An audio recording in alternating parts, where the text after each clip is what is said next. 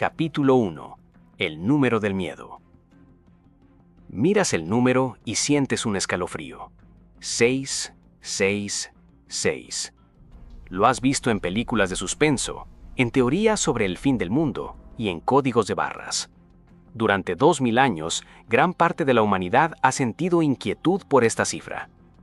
Nos han enseñado que es la marca de la bestia, una señal sobrenatural de una entidad maligna que vendrá en el futuro. Pero, ¿y si te dijera que esa interpretación se basa en un error de lectura histórica? ¿Y si te dijera que el 666 no es una profecía sobre el futuro, sino una crítica política sobre el pasado? ¿Y si la bestia no es un monstruo que vendrá en el año 2030, sino un gobernante humano que vivió hace siglos? Baruch Spinoza, el filósofo que analizó la Biblia buscando su contexto racional, nos ofrece la clave para entender esto sin miedo.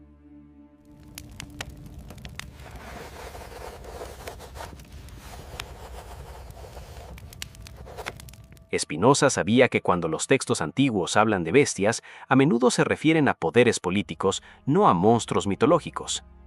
En esta serie vamos a usar el método analítico de Spinoza para descifrar el código. Lo que vas a encontrar no es a un demonio, es a un hombre con un nombre específico y un historial documentado. Más adelante en este video te revelaré el método exacto, una técnica llamada gematria que los historiadores usan para identificar a este hombre. Verás cómo el número 666 es en realidad una suma matemática que cualquier persona del siglo I habría entendido. Pero para llegar a esa solución, primero tenemos que entender el contexto.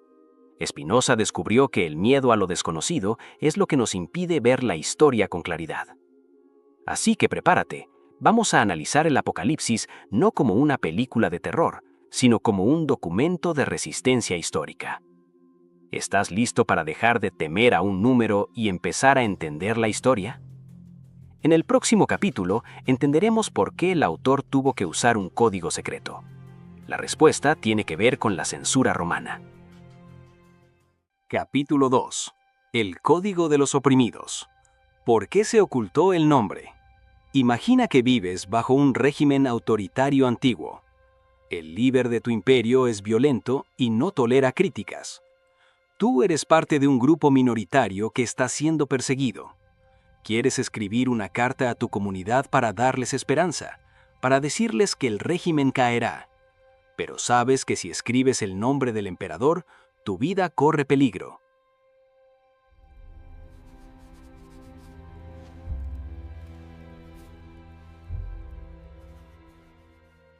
¿Qué haces? No escribes un texto político directo, usas símbolos, usas códigos.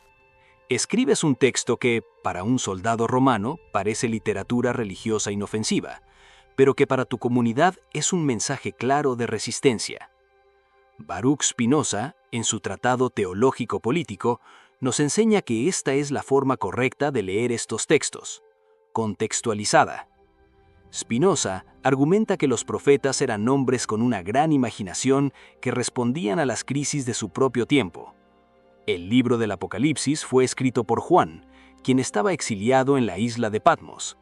Según el análisis histórico, no estaba escribiendo sobre tecnologías modernas, estaba escribiendo sobre el Imperio Romano. Cuando el texto habla de una bestia, en la literatura antigua esto suele representar a un imperio o a un líder político.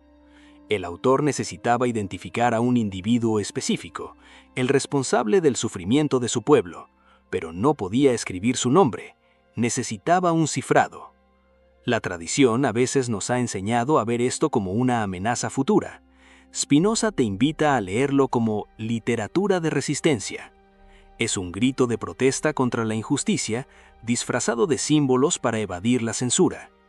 Spinoza desmantela el miedo sobrenatural mostrándote la causa natural, la necesidad humana de comunicarse bajo opresión. Pero la pregunta sigue en el aire. Si la bestia es un código para un emperador, ¿cuál de todos? La respuesta está oculta en una técnica matemática antigua. Es un juego de números y letras. Más adelante, en este video, vamos a hacer la suma juntos. Vamos a tomar el nombre del emperador en cuestión, Vamos a aplicar las reglas de este código antiguo y verás cómo el resultado es exactamente 666. Pero antes, necesitamos entender la herramienta. En el próximo capítulo te explicaré qué es la gematria, el sistema que se usaba para esconder mensajes a plena vista. Sigue viendo, porque estamos a punto de convertir el misterio en matemáticas. Capítulo 3. La llave maestra.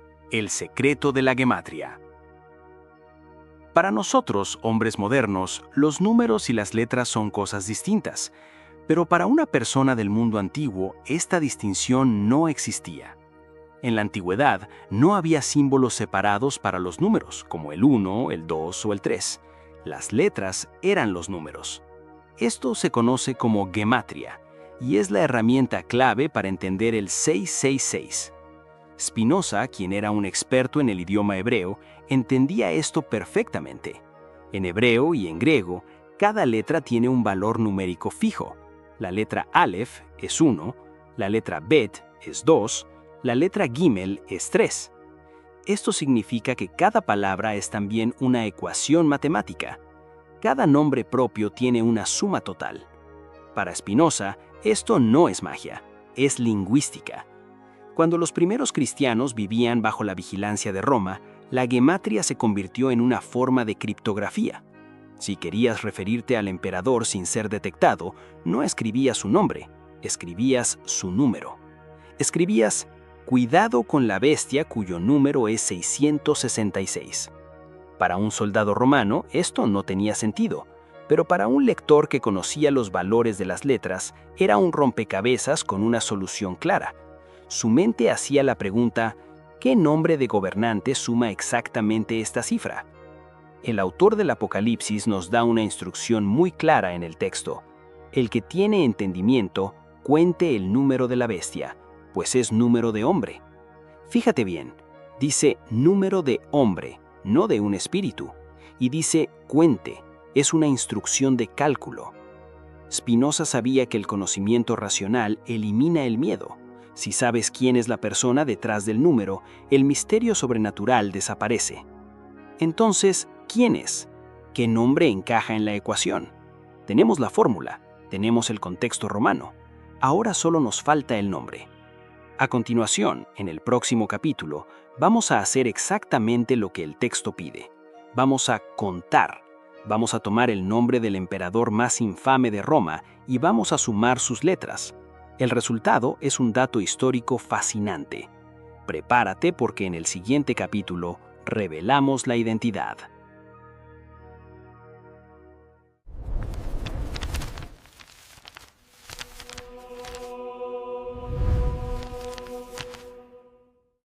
Capítulo 4. La suma reveladora. Nerón César. Llegó el momento de la verdad. Necesitamos encontrar al candidato histórico. ¿Quién fue el emperador romano conocido por su extrema crueldad hacia los primeros cristianos? ¿Quién gobernaba durante el gran incendio de Roma en el año 64? La historia señala a un hombre, Nerón. Para las comunidades perseguidas de ese siglo, Nerón era la encarnación de la tiranía. Era la bestia, pero no podían decir su nombre, así que usaron su título oficial. Hagamos lo que el texto pide. Cuente el número. El título del emperador se pronunciaba en griego como Nerón Caesar. Si escribimos este nombre usando las letras del alfabeto hebreo, que era común en los textos religiosos de la época, podemos hacer la suma. Vamos a sumar los valores. Primero, el nombre Nerón. La letra Nun vale 50. La letra Resh vale 200. La letra Bab vale 6. Y la letra Nun final vale 50. Suma parcial, 306. Ahora el título César, Caesar. La letra Kof vale 100. La letra Samej vale 60. La letra Resh vale 200. Suma parcial, 360. Ahora la suma total. 306 más 360 es igual a 666.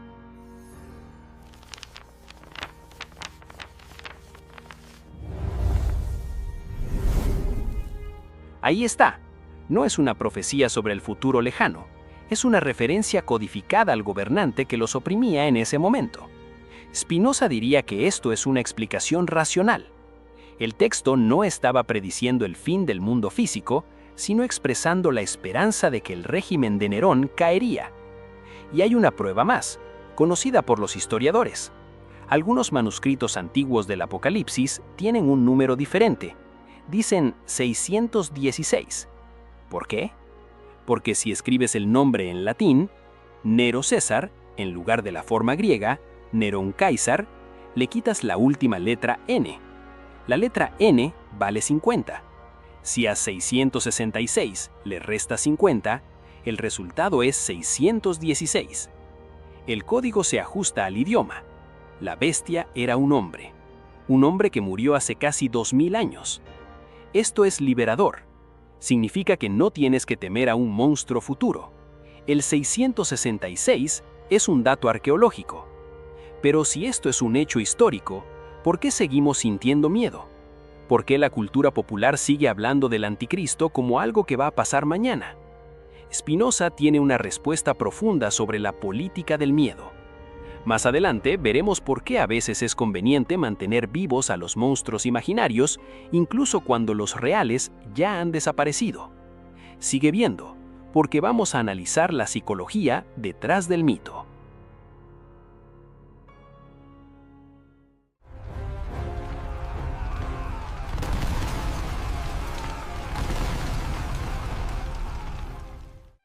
Capítulo 5. La psicología del miedo. ¿Por qué el mito sigue vivo hoy?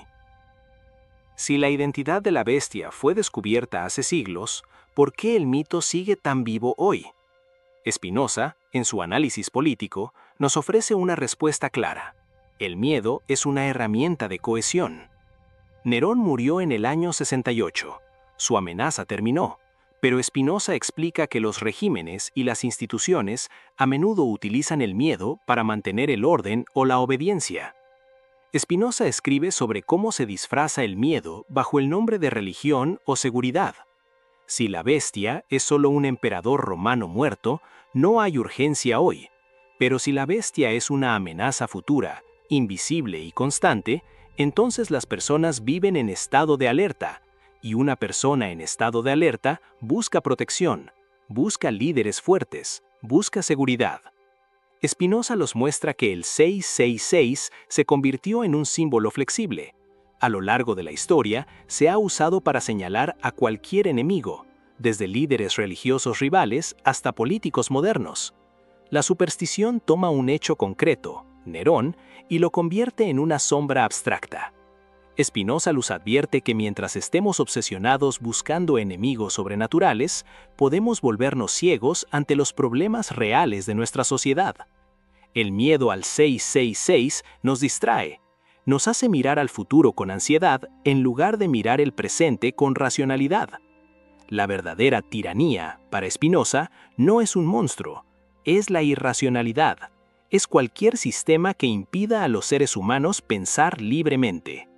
Por cierto, si te interesa aprender a usar la filosofía para blindar tu mente contra la manipulación emocional, suscríbete a este canal.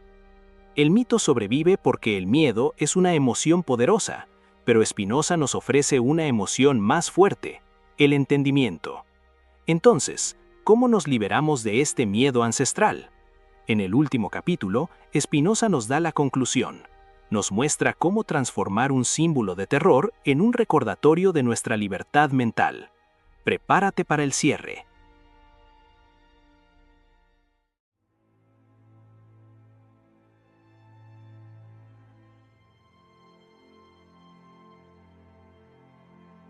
Capítulo 6. La verdadera bestia y cómo vencerla. Hemos completado el rompecabezas. Hemos visto que el 666 es la suma del nombre de Nerón César. Hemos visto que el Apocalipsis fue una obra de resistencia contra la opresión romana, no una película de terror sobre tu futuro. ¿Qué hacemos con esta información? Spinoza nos diría que usemos esto para alcanzar la libertad mental. Al entender que el 666 tiene una causa natural y humana, le quitas su poder de asustarte. Spinoza nos enseña que el miedo nace de la ignorancia. Cuando entiendes algo, dejas de temerlo. Ya no hace falta mirar códigos de barras con sospecha, ya no hace falta temer profecías antiguas. Pero Spinoza nos deja una advertencia final.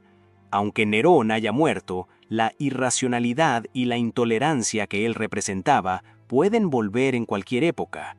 La verdadera bestia a la que debemos estar atentos no es un número, es el odio, es la ignorancia, es el deseo de oprimir a otros. Esa bestia se vence con la razón. Cada vez que eliges pensar críticamente, estás venciendo la superstición. Cada vez que eliges la compasión en lugar del odio, estás venciendo la tiranía. Spinoza nos invita a dejar de preocuparnos por el fin de los tiempos y a ocuparnos del ahora. El futuro dependerá de qué tan racionalmente actuemos hoy. El número 666 es solo un número, es historia, no tiene poder sobre ti. Has recuperado tu mente de las sombras. Ahora sabes que no hay monstruos bajo la cama. Solo hay historia que aprender y un presente que vivir con inteligencia. No vivas con miedo, vive con entendimiento. Si este contenido te aportó valor, te invito a dejar un me gusta, compartir el video y dejar tu reflexión en los comentarios. Y si deseas seguir explorando la filosofía de Spinoza, asegúrate de suscribirte al canal para no perderte los próximos capítulos. Gracias por acompañarme en este viaje. Nos vemos en el siguiente video. Este contenido es de carácter educativo y filosófico. No reemplaza asesoramiento profesional ni promueve creencias absolutas. Está diseñado para la reflexión personal y el pensamiento crítico. Cualquier afirmación relacionada con salud, bienestar o desarrollo personal no reemplaza el consejo de un profesional certificado. Este canal no pretende imponer creencias ni atacar perspectivas religiosas, culturales o morales. El espectador es responsable de su interpretación y uso.